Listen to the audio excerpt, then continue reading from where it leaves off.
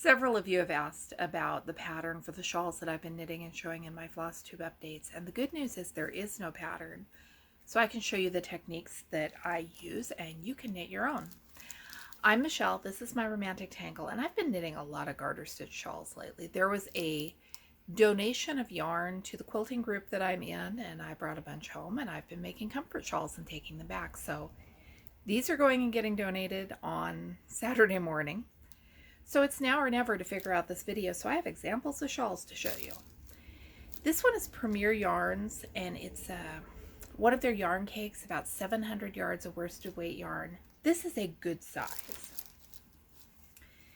This one is Red Heart Super Saver Ombre, about 485 yards in the skein, and I didn't use all of it because there's always that challenge of knowing how much you need to leave for your bind off.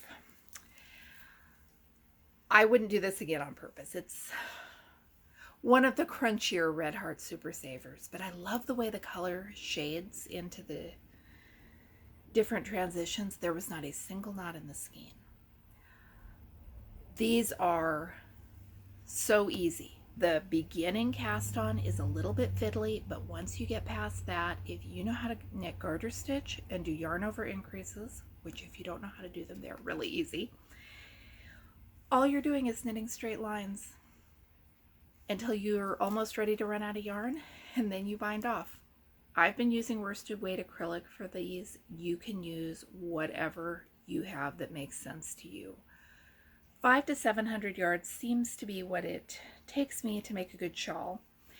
You want long circular needles, 60 inches if you can find them. The needles I've been using for my shawl, other shawls, seem to have walked off this morning, so I'm going to do my demonstration on a 32-inch set, and that's not what I would recommend, but it will work. I really like these interchangeable needles with the screw-on tips. They sell them at Hobby Lobby under the name Knitter's Pride. Knit Picks has a very similar version, and they are interchangeable.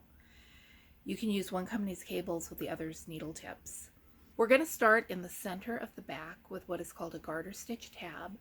And you're just going to knit rows from there, doing increases along either edge of these two side panels until it is as big as you want it to be, or until you're close to running out of yarn. And then you do a loose bind off. That's all there is to it. The only fiddly part is that garter stitch tab, but once it's done, it is smooth sailing from then out. To make the garter stitch tab, we're going to cast on 3 stitches. 1, 2, 3. We're going to knit 8 rows of garter stitch. So every stitch for 8 rows.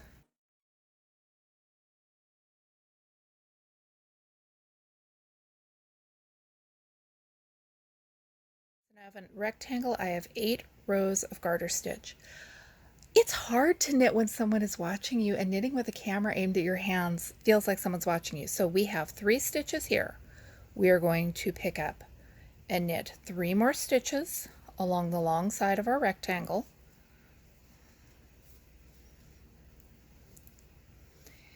and 3 more stitches on the short side of the rectangle. This is going to look really annoying and squishy, and basically you've got 3 sides of your rectangle distorted into a straight line. It's going to be difficult to work with, but within the first few rows, you'll have enough stitches that stuff won't be as tight as it is right now. I don't use stitch markers when I'm doing these shawls. I'm using them today so I can help you understand where the yarn overs go. Knit the first 3 stitches. Those will be the border edge of your shawl. Place a stitch marker, do a yarn over increase,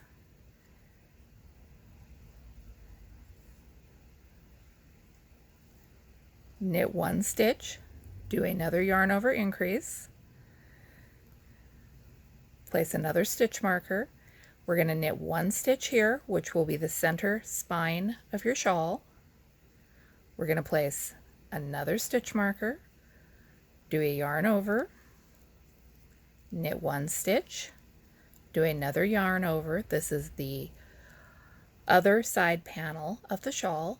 Place a stitch marker, and knit 3 stitches for what will be your opposite border.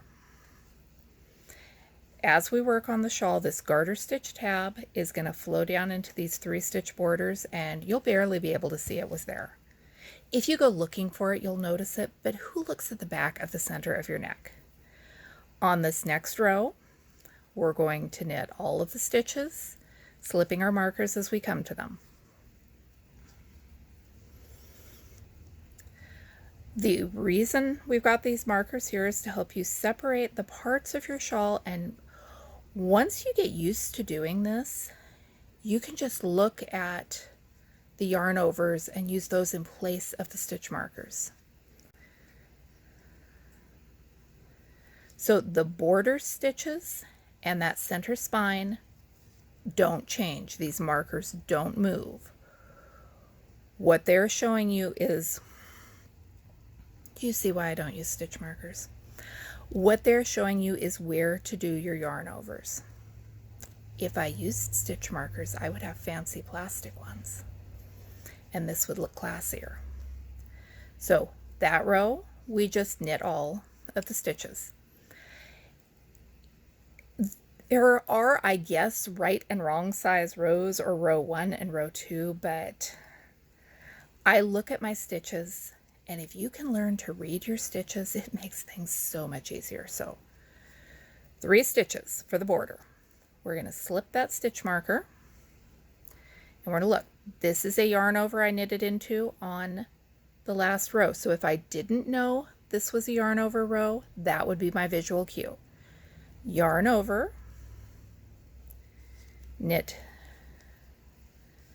to the next stitch marker, yarn over again, slip the marker, knit that center spine, slip the marker, yarn over, knit the stitches for that side panel, yarn over, slip it, and knit the 3 border stitches. We're increasing on either side of those yarn side panels on every other row.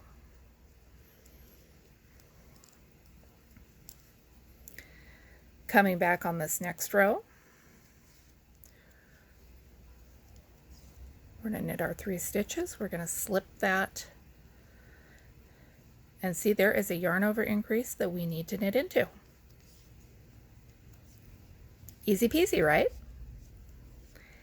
And this is all we do until we run out of yarn or get bored and decide to bind off our shawl.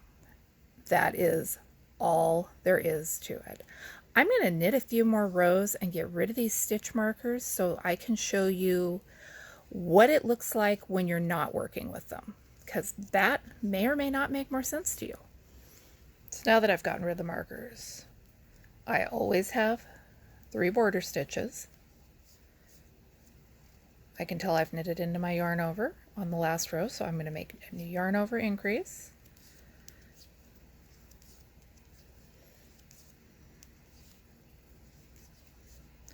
I'm watching for the yarn over that's going to be right before that center spine, knit into it, do another increase. Here is my center spine, so I'm just going to knit that, do another increase. You could count stitches, but you're going to get up to a lot of stitches on these needles. So if it helps to count until you have enough rows that you can see what you're doing. The more rows you do, the more this will become second nature. It'll get easier to tell if you're supposed to be knitting into a yarn over or making a brand new one. It just takes a little bit of time and practice and building muscle memory and learning how to read your knitting. Make sure you leave enough yarn to bind off, and then I use a stretchy bind off. Whatever you do, do something stretchy or loose so it's not pulling the stitches together along the bottom of your shawl. That's all there is to these. They are great for just knitting when you want to keep your fingers busy. Thanks for watching. I'm Michelle, and this is my Romantic Tangle.